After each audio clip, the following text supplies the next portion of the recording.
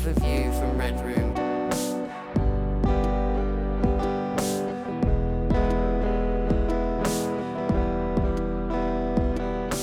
This is the view from Red Room.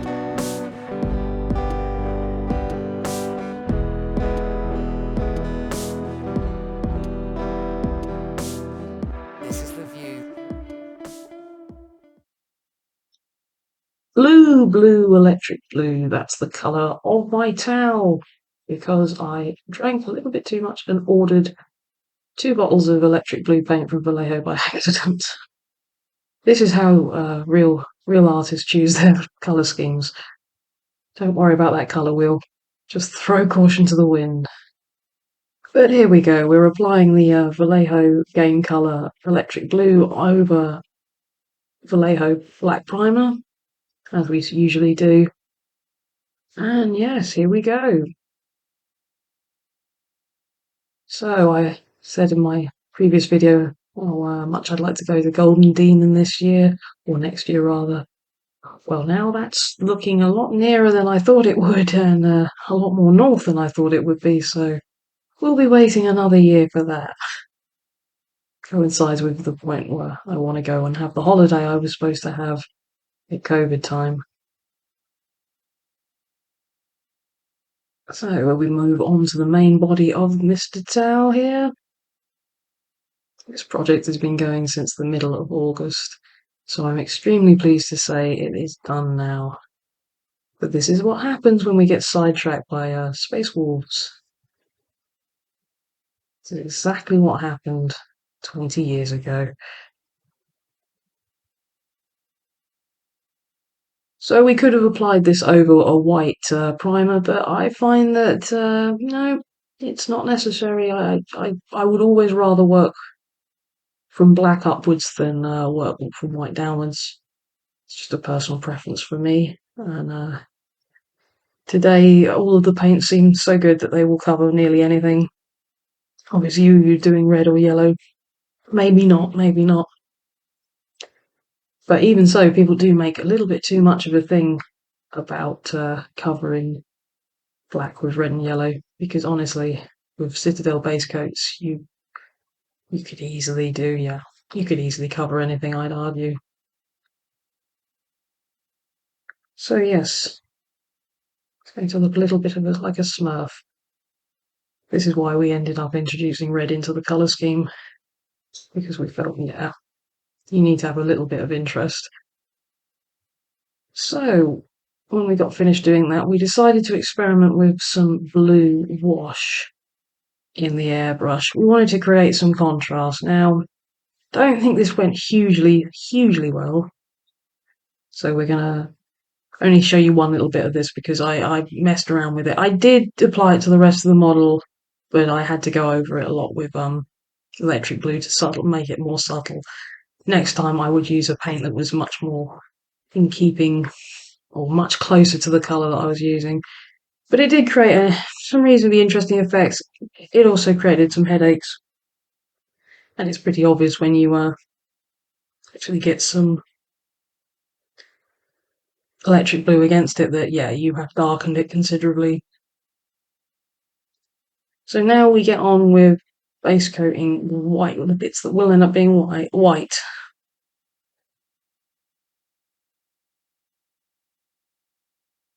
Now, to be honest, having completed the project, this was a bit of a waste of time. Knowing what I know now, I can advise you, if you were doing robes, if you were doing fabric, if you were doing something with a lot of volume, then this stage, starting quite dark grey and working up is appropriate. For what we were doing here with armour, no, I would honestly advise you, as much as it sucks, Citadel Corax White is a brilliant off-white for this. It allows you to highlight it perfectly well with some brilliant white or some white scars white or whatever white you happen to have, as long as it's brilliant white. And that will give you the effect that you want. Far better than what I ended up doing here, which is a lot of unnecessary coats, just to build up a tiny amount of contrast in the recesses. It wasn't worth it. So that would be my advice here. Just cut this out and just do Corax white and then some brilliant white on top. At this point as well, I will point out that I've painted all of the black bits of the armour with, unsurprisingly enough, black from Vallejo. I didn't think that there was any need to show you that. I think you can imagine what that would have ended up looking like. So now we're going to go around and do all of the recesses with some blue ink. Now, some people would wait till a lot further along in the process to do this, which is absolutely fair enough. As I'm not doing this in a kind of a oil wash, easily fixable way, because I don't like oil paints. I just went and did it with some blue wash and allowed neatened up later on. So this is the point that I was making about how much we darken this down. So the first highlight for this whole thing was literally just some electric blue on top because it's already quite a bit darker than the original electric blue. And we basically went around all the edges, highlighting with that. And then it's a process of adding little bits of white and building up the highlights like that. Finally ending up with a very pale, glacier blue, ice blue, however you want to describe it. Fenrisian blue, Fenrisian grey rather, not quite. I did try to use that and no, it wasn't the right colour. Yeah, that would be the absolute edge highlights using that very pale blue tone.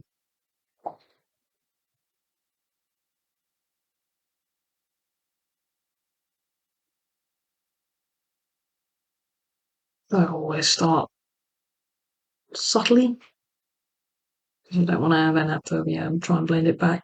But I will say this did end up being quite the process, and you have to eventually say stop now because you could just keep highlighting and going ever lighter, and it's not necessary. I wish that I'd not assembled this as much as I had done. All of the back sort of jetpack, jumper pack bits. I wish I'd have kept them separate. It would have made my life a lot easier for painting. But hey ho, I didn't actually intend to have the bottom and the top half of him separate at this point, but they broke apart, so we went with that.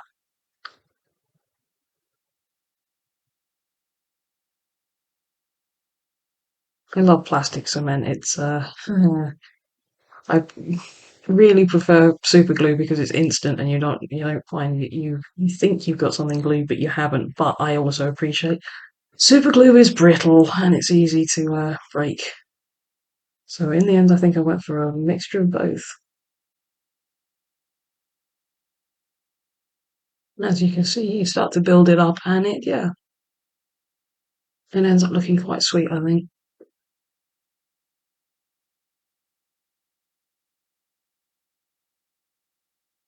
But you really do want a nice light colour for the final edge highlights.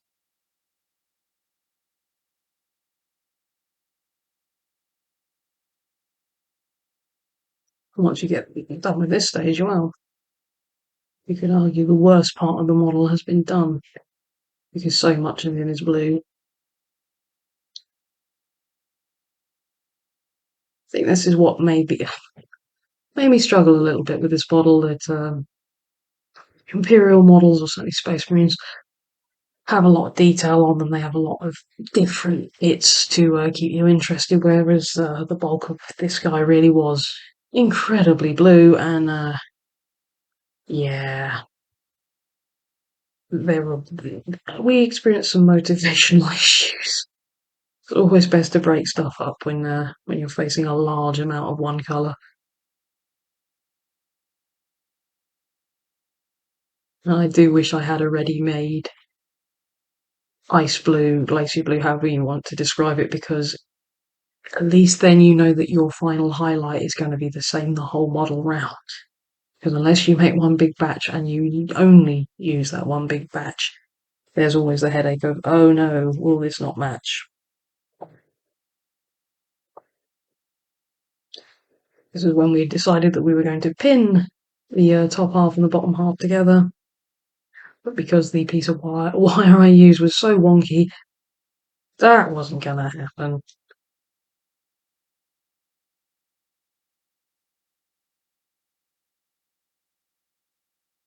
Super duper edge highlighting.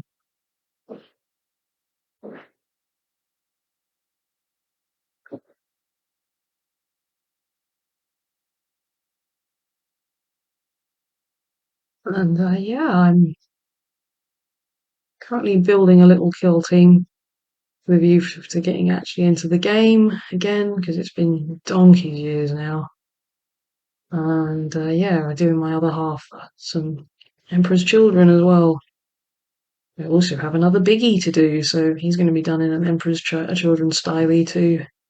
But that isn't going to happen until the new year, I don't think. Busy, busy, busy. So again, more lovely edge highlighting. Just using the very tip of the brush for this sort of work.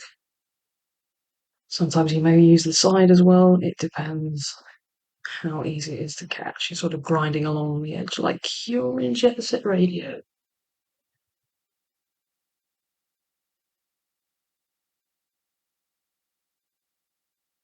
And remember the old truth about watering down your paints. Thin your paints, people, because it is important. You should be able to glide and flow across these edges. It shouldn't be a nightmare. We're all guilty of letting things dry out, especially towards the end of a session, and you start to think, oh, why is it being a nightmare? Yeah. So we realised that we needed some more interest in this colour scheme. So we used some Word Bearers Red. We're just going to use it on the chest plate and on the shoulder pad. Because yeah, just white and blue on its own I felt was a little bit boring. And this is again a lovely colour. It covers wonderfully. Straight over the blue, no problems at all. I did use the Commander's drone as a prototype for the colour scheme, which I would highly recommend doing. Use the lesser members of the squad as your practice and leave your boss till the end. I always used to do it the other way. It's what everyone does. You're excited about the doing the leader first, but now knowing what I do, leave it until the end, because you will only get better and you will learn things in your journey, and you'll learn just as I have that there's no point using large variations in grey on a model like this when literally 2 coats will do, 2 different paints will do.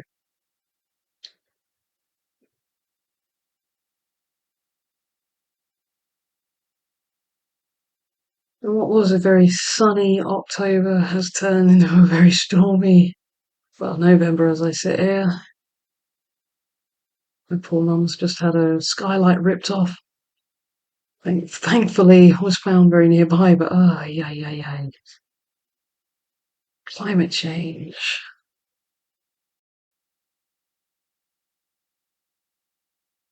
I wish I hadn't put that chest plate on when I did, to be fair. I think it made life a lot harder for doing the face of the model. But what are you going to do? Once it's on there, it's on there. So now we're going to go and start the metallics.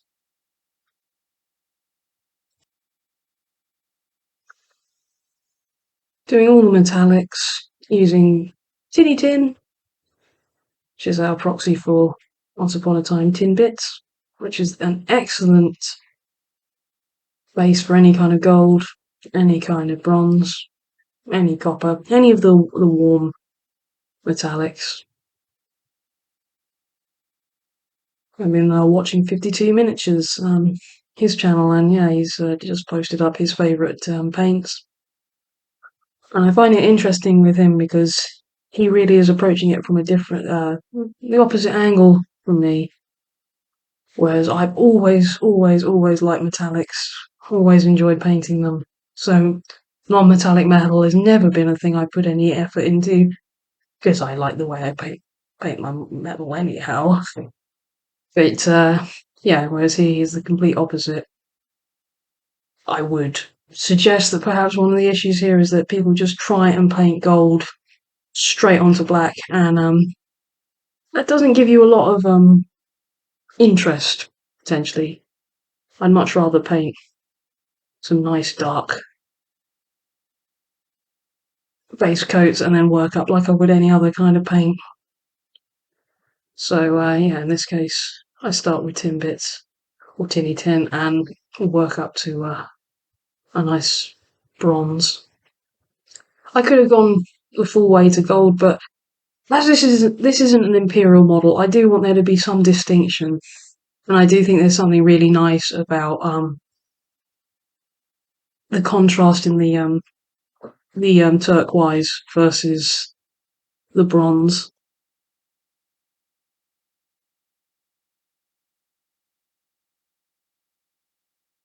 I will be I will be getting into non-metallic metal. I am aware that I need to push myself into that, and you can get some fantastic results. And while I do like the way I do my metal, it could be better. Definitely could be better. So we've gone into light bronze now, and this is ultimately the colour that we're going to leave it at. We could go higher, we could go into bronze, into gold, but as I said, I like the combination of the more coppery colour and the blue. Because obviously using the colour wheel, orange would be the opposite of this kind of blue. So yeah, I think silver. I mean, as with anything, you can make anything work. But I think this is a nice combo, a nice yeah, a nice contrast. And we did all of the joints in the legs and everything, just to provide again interest, because otherwise it's a quite a massive black underneath in the legs.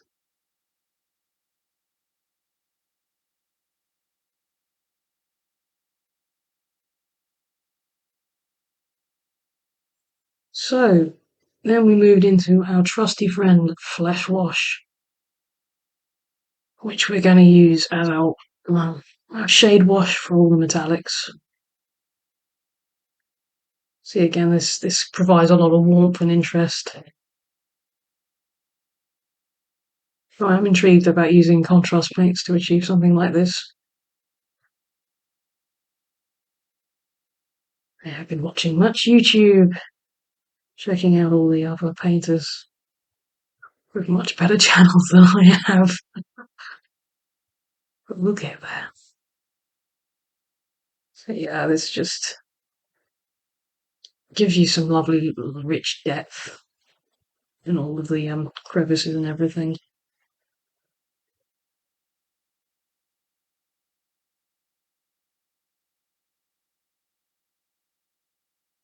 Because ultimately this is the only metal, or really the only metal on the model you want it to pop.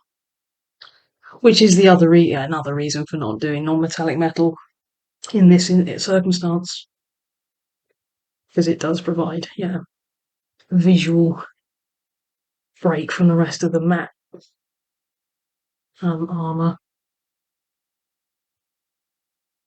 Okay, for some reason I screwed up with my camera here.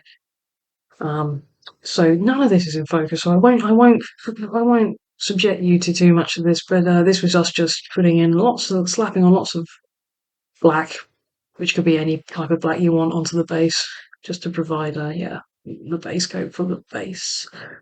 Base coat for the base, basic coatings. And that's what it looked like when it was all done. So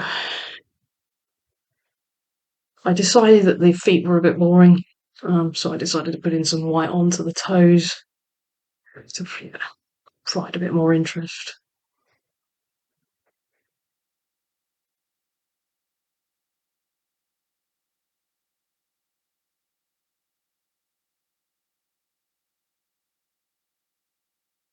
And then we moved on to doing the lead belcher. So this is all of the silvery gunmetal on the model, which isn't too much, but it's all the vents and all the dealies on his jetpack. Dealies is, of course, the correct term scientifically.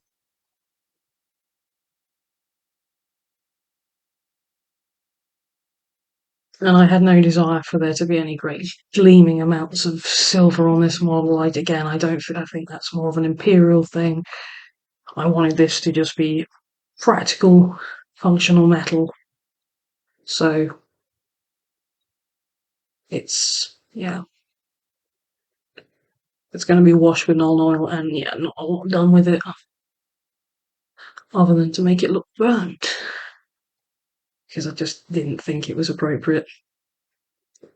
This isn't for show. This is working stuff.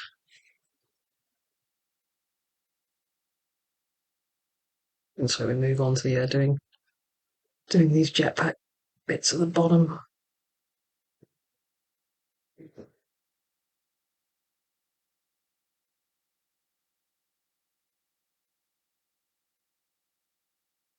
Now, I did worry that this model would be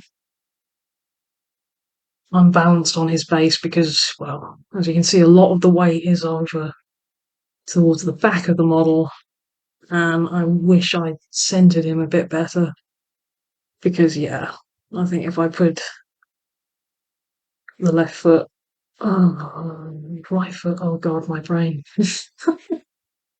If I put him more in the center of the base, it would have probably been better. But actually, thankfully, it doesn't make any difference. He still stands upright. But if you did have that problem, if you've got models that you've built that keep falling over, won't stay upright, just cut up a penny or whatever your denomination of currency is, whatever your cheapest, smallest coin is, cut it up and stick them in the base as a way of getting around that. So this is the Nuln Oil that we said we were going to do. As I say, I did not want any kind of shiny gleaminess to this metal. Assuming that it gets really, really hot, it wouldn't look like that, would it? So this is me beginning the edge highlights on the red. We use Mephiston Red as our first highlight. A fabulous colour, covers brilliantly. To say, you no longer have to worry about base coating your models anything really, because these paints, will just cover beautiful.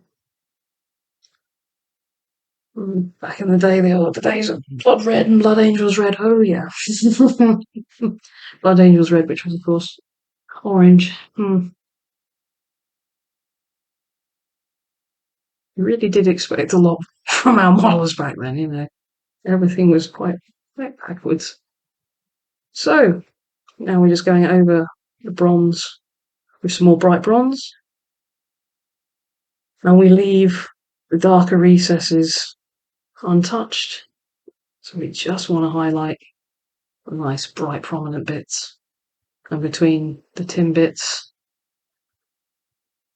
and the shading, it means that we've got a nice rich gradient of colours.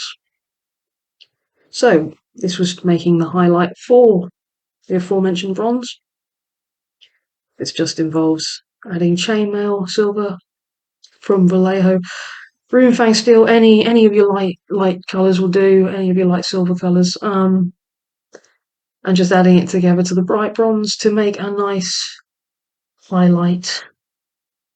I feel that there is something out there that will be even better for this than this. I've got to find it. But the shining gold that I often fall back on wouldn't have been appropriate for this at all, so no. And here we really are just going along the edges, using this very sparingly because we don't want to lose the warmth we've just built up.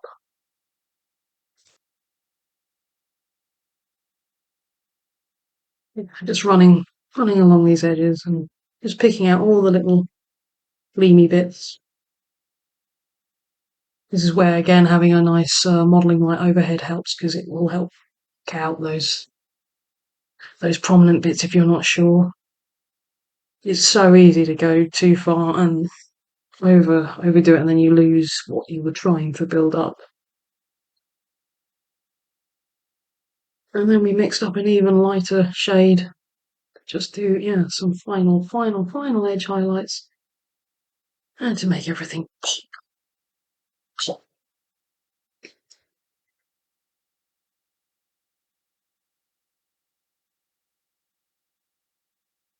And yeah, even the little joints in the arms again, just to provide a little bit of interest.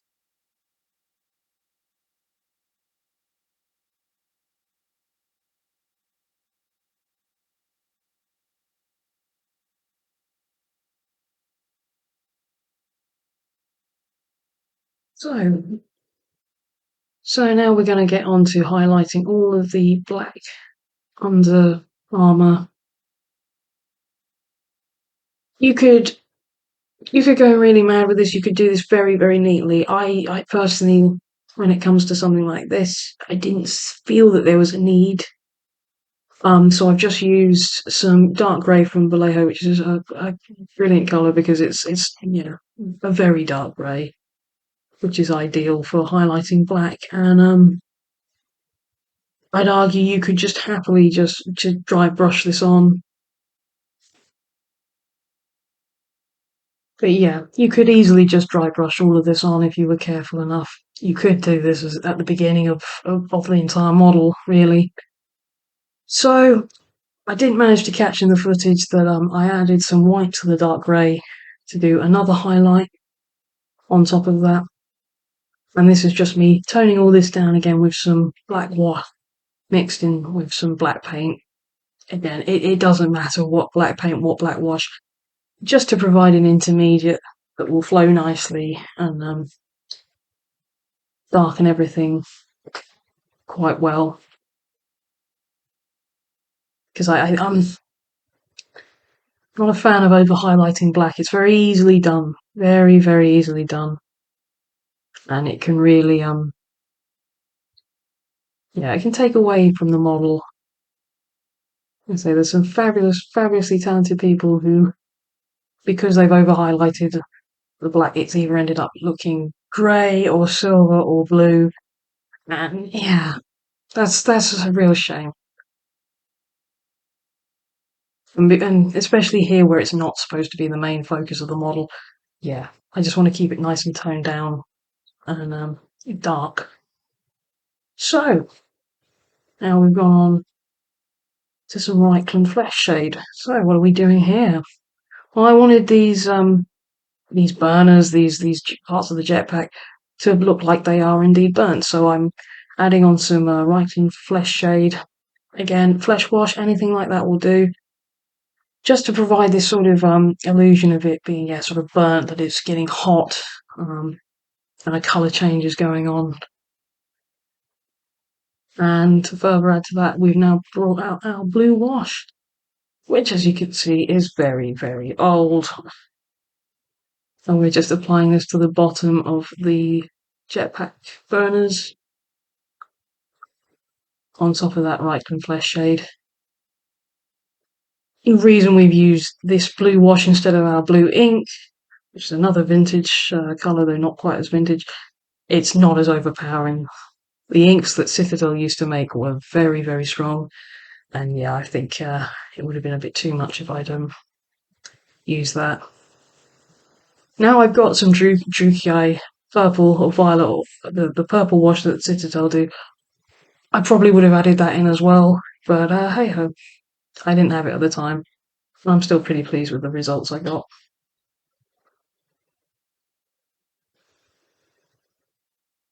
It's just putting it into all the crevices, all the bits that would be getting hot. Didn't do it with any of the vents at the front of the jetpack because I felt that's the air intake.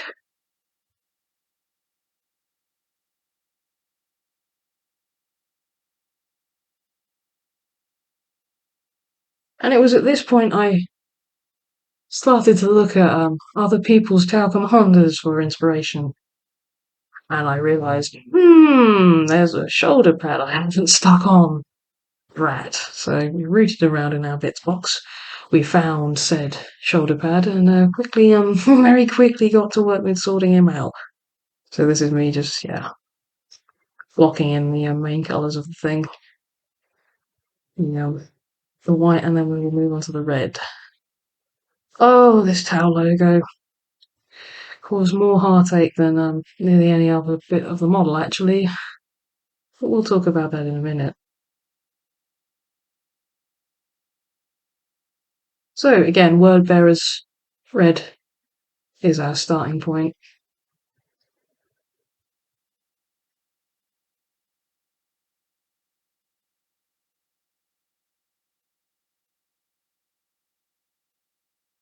I'm pleased that this part appeared when it did because it ended up breaking up the wall of blue a lot better. And but just remember, look at what other people are doing because you'll expose the things that you're doing wrong. So this was the point I realised that just use Corvax white, but for God's sake, shake it up, go mad because it's. I don't know why Citadel can't make a decent white paint. But somehow they can't.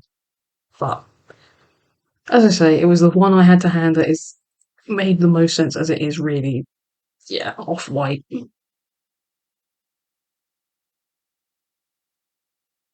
And I say it would have made a lot more sense to have just started with this colour as a base. It doesn't matter.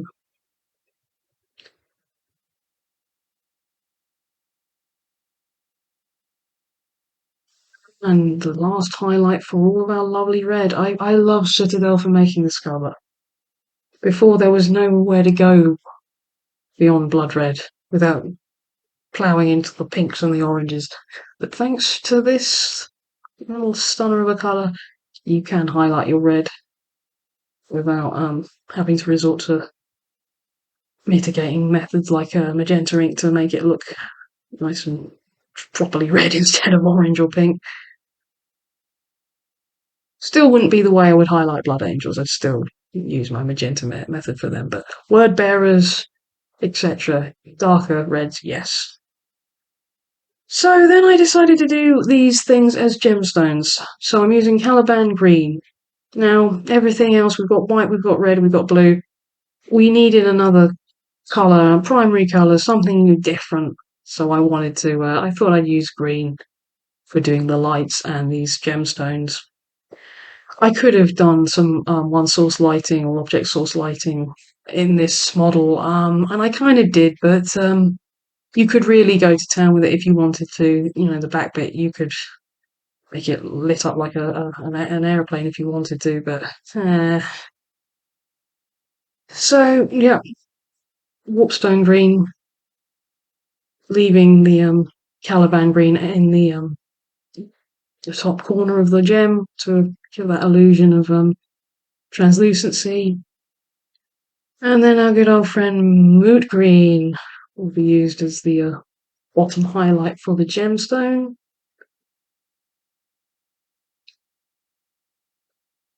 This was certainly where I regretted sticking the head on and putting that chest plate in because it made it not very easy to reach the eye lenses. That's why I'm not going to show any of that because you couldn't see it anyway. I did do them. It wasn't quite as bad as I thought it would be, but And then we added some Ariel yellow into the moot green as a very final highlight.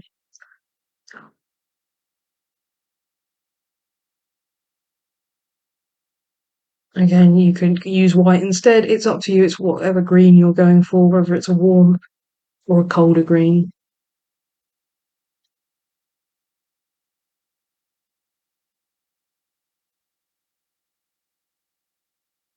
Just very, very thin little line at the bottom to sell the old idea that it's a translucent gem.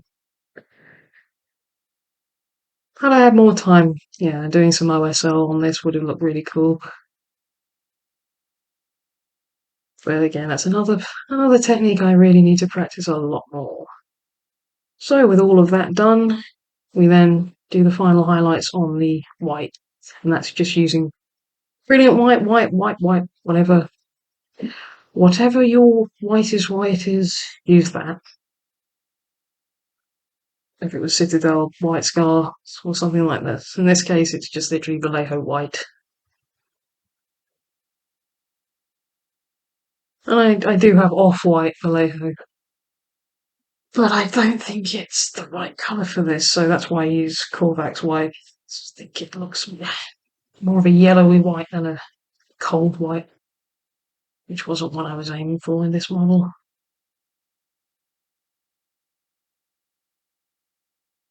It's always that moment where you've got to decide, when you actually want to assemble the whole model as well, so that you can see how everything's going to interact. So this is the dilemma I have with painting faces, because if they're not facing the way that they would do on the model, there's a danger, would you get it wrong? But then you don't have the access if it's stuck to the model. Dilemmas. I don't think there's a right or a wrong answer. So just carrying on. Very, very crisp. Not going mad with the white.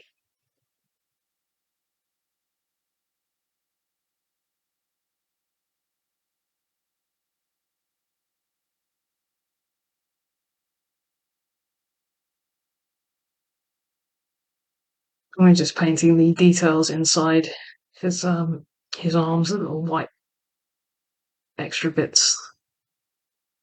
So I use some Teclis blue, literally just for the recessed bits of armour that have been covered in blue wash. I didn't want to highlight them with electric blue. I felt that it made them pop out too much. So this just sells the idea of them being recessed, but it's still visible in the light.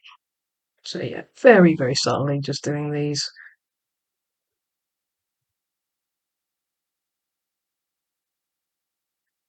I think a colour like this would have made more sense to have undercoated with and then tried the Zenithal thing that I was sort of aiming at but didn't really commit to. It doesn't matter.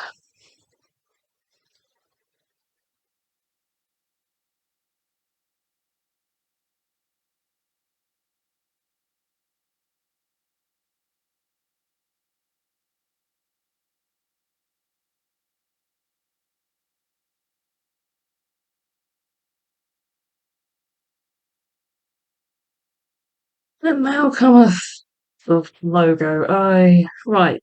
At this point, we'd already painted this logo. We decided to kind of go for a grayscale thing and then wash it down with some red wash, thinking that this would be very clever and would work really well. I was not at all happy with how that came out, so we just said, back to the drawing board and painted it just flat black again. And then we decided to do it a more sensible way, which was to, much like the grayscale, but to do it with red. So we're just going to use black with some word bearers red mixed into the black, and then build it up through red word bearers into Mephiston red with a very, very, very little bit of Evil Sun Scarlet as your final highlight in the middle. I think I was again trying to make it look a bit glowy. I am still not there with that skill, so This was a headache, this logo, because I didn't want to add yet another colour into this scheme, but I also wanted it to stand out and not be boring and not just. If I'd have just done it black and white, I don't think it would have provided enough interest. I think it would have been lost. So this is why we've done it this way.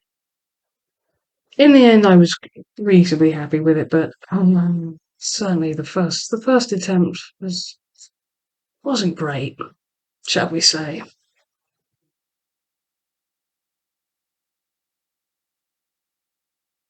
So this is the only OSL we actually committed to in the end, and we only did a very little bit. So I just literally used some Vallejo Game Color Fluorescent Green. Again, using the same theory as I did for the gemstones, that I wanted there to be some interest, some colour that we hadn't used before. So this is what we did. We used some green, some fluorescent green, already painted the lights white, and just, yeah, blended it in very subtly so it looks like dimly glowing LEDs. And now the base. So we got Ochre Brown from Vallejo, which, my god, is the thickest paint, so please water this down. You know, sometimes you can take that message with a pinch of salt. No, this paint you need to really water down, even for basing. So water down into all the crevices. Again, with a model this colour, the natural thing to do would be to use orange as a base, but I've done a lot of orange bases recently. If you've seen Biggie's base, you know, if you've seen any of my Space Wolf showcase, they've all had quite orange bases, so I wanted to do something different for this. But I found a way of sneaking the orange in. Excellent colour here, stone grey from Vallejo. We're going to use this for the stones, surprisingly enough. But halfway through this project, we didn't end up with, we actually went and bought some more paint because, yeah, I was feeling the lack of grey paints, and I'm, yeah, really glad that I've got some additional shades. So this was one of them indeed, Administratum Grey from Citadel, because I needed something a mid-tone between white and the dark grey that I've got, and we use this for the rubble. Just again provide some interest. Now I was in a dilemma about whether to add some battle damage to Mr. Tail, but I'm never a fan of taking a neat paint job and then messing with it. And also, he's a commander. If he's all damaged, then things have probably gone a bit wrong for your army. So, not knocking the skill of people who do really effective battle damage. It's a great look. But yeah, then we added some Agrax Earthshade to our stones to another fabulous colour that I'm glad we've got. And then we ended up decanting all of our new contrast paints and washes into some nice dropper bottles so that we can't tip over any Nuln Oil again. Damn it. So Reikland Flesh Shade was used to dull down the sand. You don't have to do this. Obviously, you could just highlight. It's totally up to you. Sometimes I like to have a bit of depth, but equally it can sometimes be too dark, so I will say never be afraid of it all looking shiny. Matte varnish will save the day. And this was the Nuln Oil going on over everything that was metallic or the grey rubble. Like thus.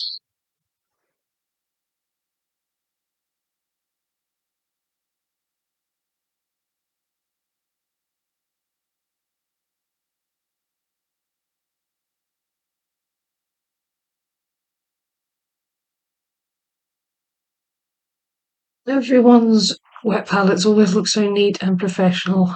Oh, mine is always such a mess. but I'm getting the maximum value out of it. And that's what the planet needs. So, dry brushing. We just went over all of the ochre brown with some more ochre brown using these fabulous Army Painter dry brushes.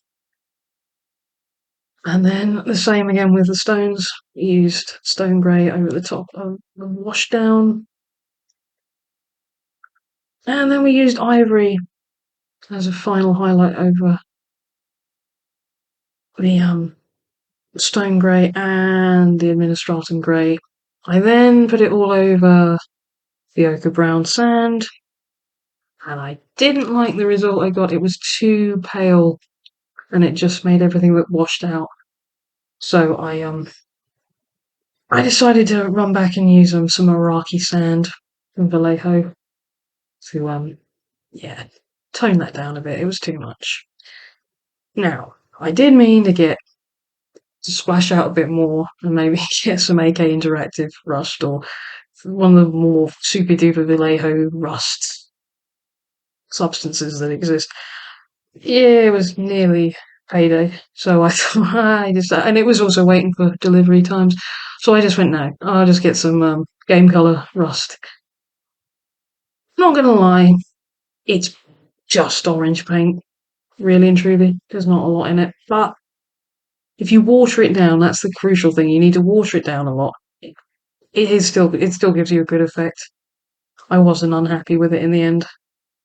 And this provides the orange that I was talking about, which really pops against the blue of his armour. If you ever put a turquoise collar on a ginger cat, you'll know that it pops.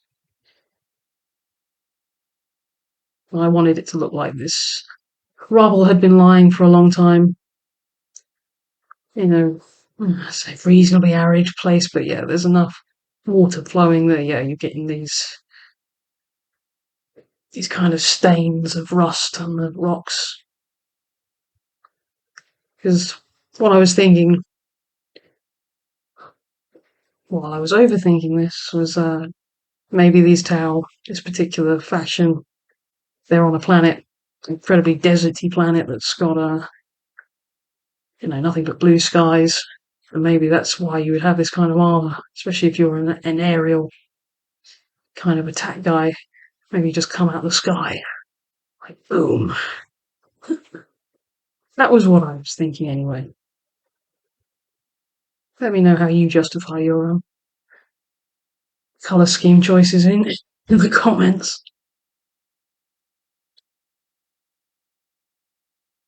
It definitely started to come alive when I started watering it down and mixing, differing the tones of rust. I should also say I have been dry brushing around the toes of the feet, so that it looks like he has been trampling through this dusty, arid, rubble-strewn landscape.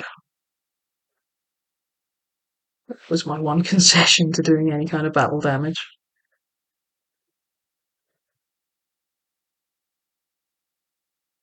This is an excellent camera angle that allows you to see so much. But this is just me painting the well, I think it's a girder, and I think might actually be a bit of orc architecture underneath his foot. The visual clues I can see. And with that done, all that is left to do is do the trim of the base, which we're using Rhinox hide for. I'm very fond of this paint. I'm pining for a decent dark brown, and this is most certainly it. So with that, thank you, and I hope you enjoy the showcase of the finished model, and I will see you next time.